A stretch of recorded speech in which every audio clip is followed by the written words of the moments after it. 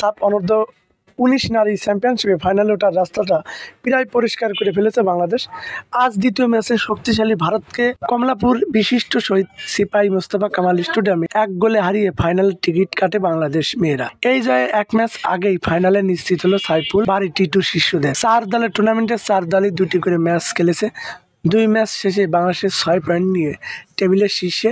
শেষ ম্যাচে ভুটানের বিপক্ষে হারলেও সমস্যা নেই বাংলাদেশের মেয়েদের। নেপাল ও ভারতের মধ্যকারে ম্যাচে জয়ী দল হবে আরেক ফাইনালিস্ট। বাংলাদেশের আজকের জয়ে টুর্নামেন্ট থেকে বিদায় হয়েছে ভুটান। অন্যদিকে সমান ম্যাচ 3 পয়েন্ট নিয়ে অপেক্ষায় রইল ভারত।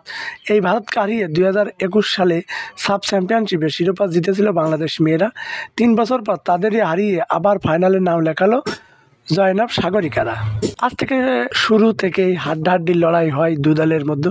ম্যাচের 9 মিনিটে পূজা দাসের পাশে দারুণ সুযোগ সৃষ্টি করেছিল ভারত। আফিদা খন্দকার ও জয়নাব বিবি রিতার আস্থার সঙ্গে পোস্ট আপেক রাখেন।